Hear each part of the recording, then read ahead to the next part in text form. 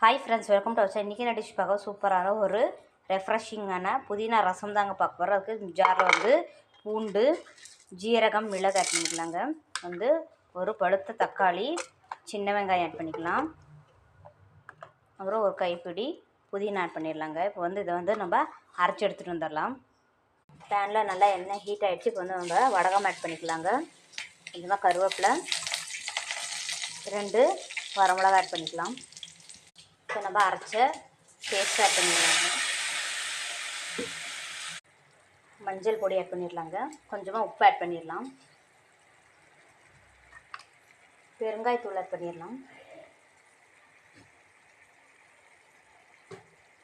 இப்போ நம்ம புளி கரைச்சல் ஆட் பண்ணிடலாங்க.